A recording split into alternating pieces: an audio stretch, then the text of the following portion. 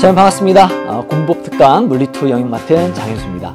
자, 여러분, 아주 어렵다고 하는 사람들 보통 많이 좀 그렇게 꺼리는 물리2를 선택한 여러분, 정말 대견하고 자랑스럽습니다.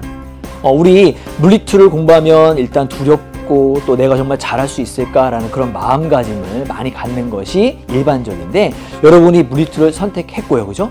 또 그런 선택이 후회되지 않을 만큼 선생님이 좀 약간 그런 공부 방법에 대한 내용들을 하나씩 한번 안내를 해드릴까 합니다. 보통 보면 그래요. 이 시기별로 공부하는 방법이 있겠죠, 그죠?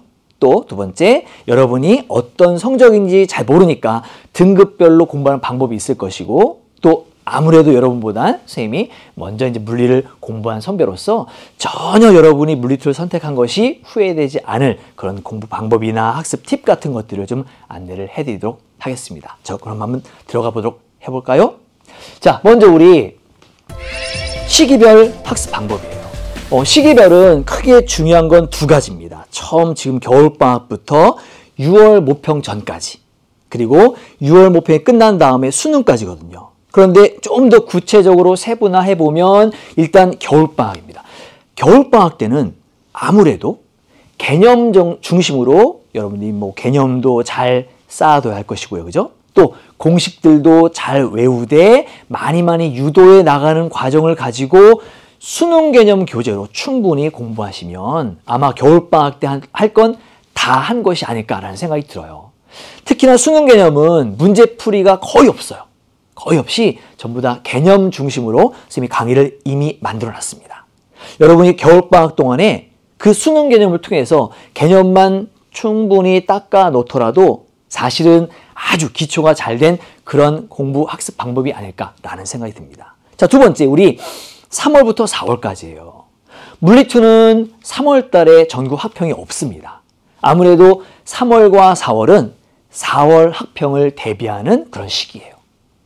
야, 4월 달에 학평을 보니까 첫 학평이 4월이니까 시간이 많네? 라는 생각이 들겠지만, 우리 4월 달 학평은 주로 1단원인 운동과 에너지 단원으로 이루어져 있기 때문에 굉장히 학생들이 많이 힘들어하고 어려워하는 단원이거든요. 그래서 이 1단원만 여러분이 잘 잡을 수 있게끔 3월과 4월에 열심히 공부해서 저 부분만 커버를 해준다면 충분히 여러분들 벌써 시작이 반이면서 반 더 성공을 얻어낼 수 있어요. 4월 학평이 끝나고 나면 이제 6월 모평, 첫 번째 모의평가죠, 그죠? 6월 모평을 준비한 그런 시기입니다. 6월 모평은 1단원 운동과 에너지부터 3단원 중에서 우리 광학기 바로 직전까지 나옵니다. 그 안에 보면 조금 내용들이 전 범위가 아니고요. 또 여러분이 3학년에 올라와서 한 번 다 마친 부분이 아니기 때문에 또 굉장히 많이 좀 6월 모평은 어렵게 출제되는 경향이 있거든요. 그래서 이 시험을 본 다음에 학생들이 많이 혼란에 빠집니다. 그래도 견눈질 하지 말고 정말 나 자신에게 잘했어, 넌 할 수 있어, 넌 될 거야 라는 그런 믿음을 주면서, 그죠? 열심히 공부하시면 될 것 같아요. 자, 6월 모평이 끝나고 나면 이제 방학부터요, 9월 모평 전까지 이제 전 범위 출제 범위인 9월 모평 준비를 해야 합니다. 다행스럽게 9월 모평은 6월보다 조금 쉬워요. 그래서 준비를 좀 잘 해주시면 되는데, 다행히 방학이 있으니까요, 그만큼 반복을 많이 할 수 있어요. 특히나 9월 모평은 이제 수능을 준비하기 위한 그런 사전 작업이면서도 평가원에서 그 출제진들이 우리 학생들이 수능을 본 학생들이군 하고 우리끼리 만나는 첫 번째 상견례 자리입니다. 게다가 9월 모평 같은 경우에는 수능에서 물리2를 보려고 하는 학생들끼리의 아마 시험이 되기 때문에 이 부분의 시험이 아마도 가장 중요한 시험이 아닐까라는 생각이 듭니다. 자, 이제 9월 모평이 끝나고 나면 10월 달. 자, 이때 이제 수능 얼마 남지 않았죠, 그죠? 이때는 여러분이 꼭 어떤 작업을 해 주셔야 됩니다. 그게 뭐냐면 최종 정리 자료이면서 수능장에 가서 아니면 11월에 볼 그런 문제들, 내가 좀 어려워했던 것들, 이런 것들을 체크해 나가는 그런 시기예요. 무슨 말이냐면 볼 문제는 체크하고 보지 않을 문제는 버려야 한다는 얘기입니다. 그래서 11월 초가 되거나 수능 직전에 가서 내가 볼 문제만 따로 모아놔야만 시간을 아낄 수 있고 떨지 않고 수능까지 직진할 수 있어요. 그래서 굉장히 중요한 작업들을 해야 하는 그런 시기입니다. 11월 초가 되면 이제 이 10월 달에 만들었던 내가 풀어야 할 그런 문제들 또는 개념들을 가지고서 이제 최종 정리합니다. 자, 최종 정리할 때는요, 대부분 그냥 자기가 모아놨던 문제를 한번 쓱 눈으로 풀거나 또 공식들을 외우는 그런 과정이지만 그렇게 하지 마시고요. 어떻게? 쉬운 것보다 어려운 것 중심으로. 그리고 내가 자주 틀렸던 부분 중심으로. 그리고 내가 잘 꺼리는 단원, 꺼리는 개념 중심으로 마지막 최종 점검을 해주시면 됩니다. 그러면 아마도 우리 고난도와 약점 중심으로 공부를 했기 때문에 수능에서 크게 여러분이 웃을 수 있을 거라고 생각합니다.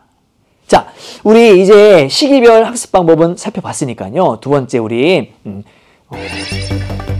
등급별 학습 방법 살펴보겠습니다. 보면 우리 상위권 학생들, 1등급이나 2등급 학생들은요, 좀 자신 있죠, 그죠? 그런데 또 1, 2등급 학생들에게는 저기 있는 18번부터 20번까지 정말 어려운 고난도 문제들이 문제예요, 그죠? 문제들이 문제예요. 그런데 1등급, 2등급 학생들은요, 저 고난도 문제를 건지는 연습을 하셔야 됩니다. 건지는 연습은 18번, 19번, 20번으로 출제되었던 다양한 문제들을 싹 한번 정리한 다음에 거기에서 원하는 것이 무엇일까라는 걸 한번 캐치를 해보세요. 그것이 해마다 반복적으로 출제되고 있습니다. 특히나 18번부터 20번 사이에 나오는 수학적인 작도. 물리 문제인데 수학적인 작도가 필요해요. 기하학적인 해석이 필요하죠. 그런 부분들만 여러분이 좀 챙겨두면서 9월달 모평의 유형을 저기 있는 18번부터 20번 사이에 있는 고난도 문제에 적용만 해준다면 충분히 여러분이 1등급 고득점 할 수 있습니다.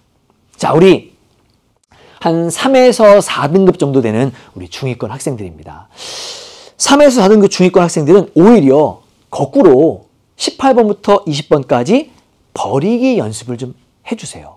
선생님, 문제를 버린다고요? 맞습니다.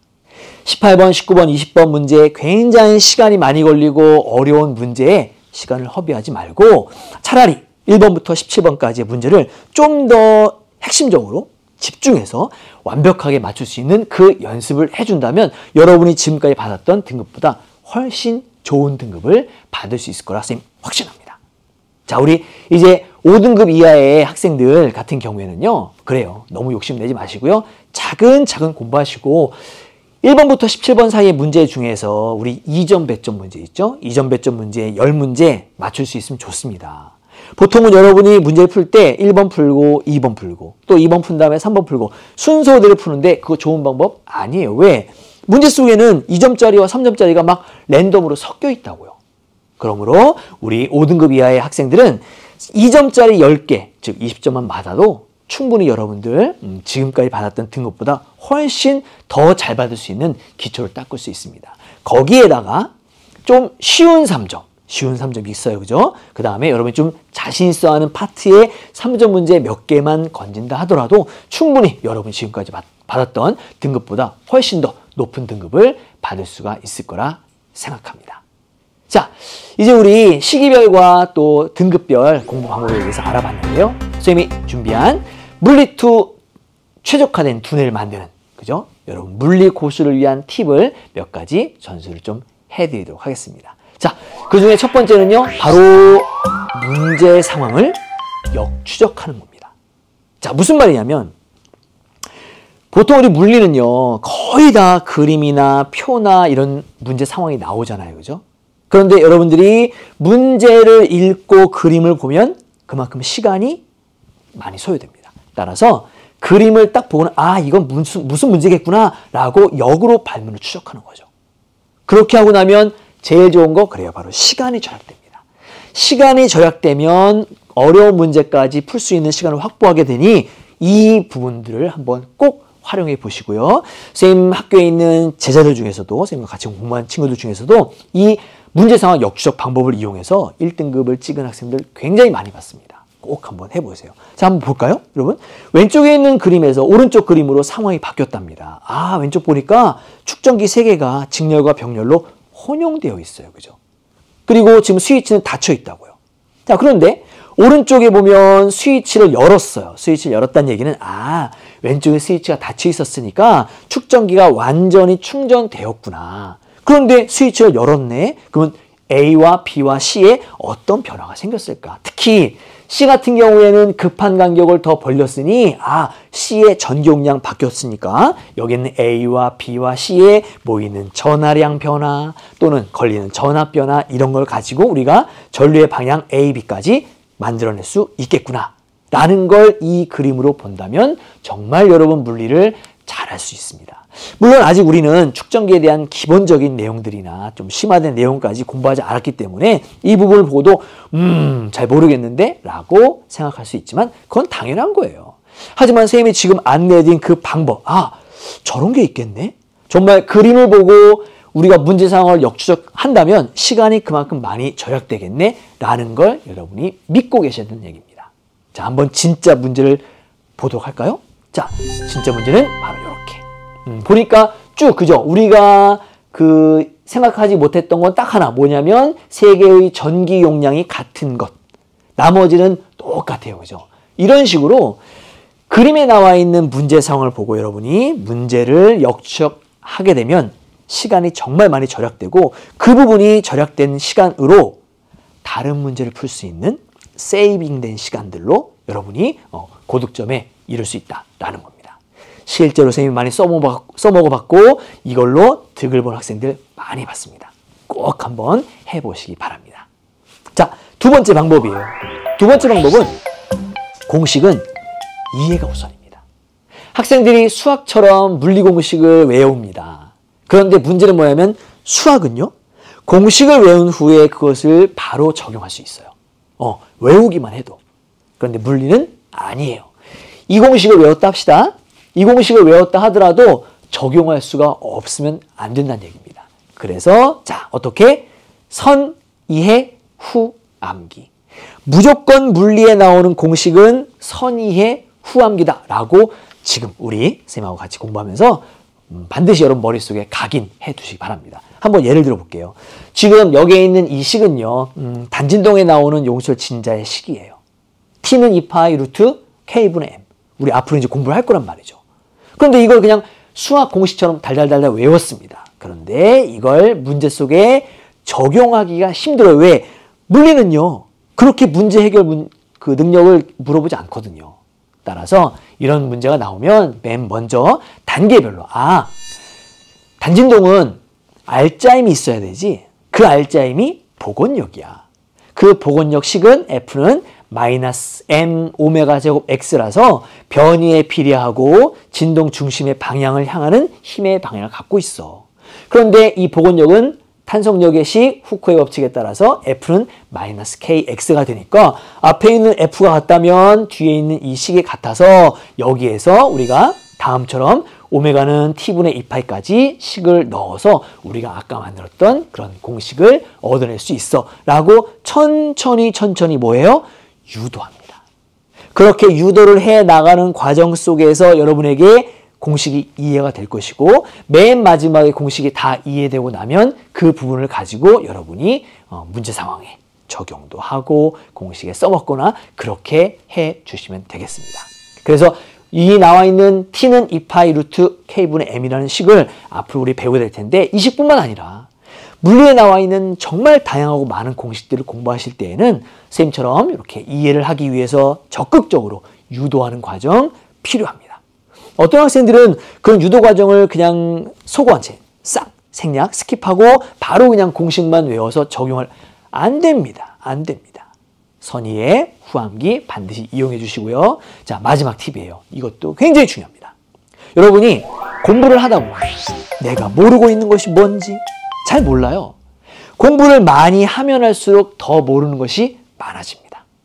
지금 보는 것처럼 흰 종이에 뭐 A4 용지도 괜찮고요. 여러분 쓰고 있는 그냥 연습장 있죠, 그죠? 그 연습장에 조금 전에 우리 봤던 내용처럼 복원력부터 쭉쭉쭉쭉 적어 나갑니다. 적어 나가다 보면 언젠간 막히는 곳이 있어요. 그 막히는 곳이 여러분이 이해를 못한 곳입니다. 그러면 내가 여기를 이해 못했구나 라고 하면 다시 책을 찾아보고 강의를 들어오면서 그 부분을 뻥 뚫어주기만 하면 사실은 여러분 굉장히 물리고수가 될 수 있습니다. 또 하나, 우리 다른 친구들에게 막 설명해 보세요. 떠들 때 그냥 뭐 걸그룹이나 또는 그런 뭐 아이돌 그룹 이런 얘기만 하지 말고, 야, 내가 오늘 물리 공부했는데 너 한번 들어봐 줄래? 라고 하면서 막 설명해 보세요. 들어줄 친구가 없으면 거울 보고 하세요. 거울 보고. 하다 보면 말하다 보면 하고 탁 막힐 때가 있습니다. 바로 종이에 쓰다가 탁 멈춘 곳이 그곳이겠죠. 그 막힌 곳을 알아야 여러분이 충분히 물리 고수가 될 수 있는 그런 방법적으로 내가 놓치고 있는 부분이 어디구나, 또 모르는 곳이 어디구나 라는 걸 알 수 있다는 얘기입니다. 자, 쌤이 여러분에게 좀 물리를 잘할 수 있는 그런 내용들 지금까지 좀 말씀드렸는데 좀 정리를 해드릴게요. 첫 번째, 물리는요, 되새김질을 정말 많이 하셔야 됩니다. 여러분, 되새김질하면 소 있죠, 소? 소는 그 볏짚을 그 거친 볏짚을 씹고 난 다음에 여러 차례 되새김질을 하면서 아주 부드러운 섬유질을 만든다고 합니다.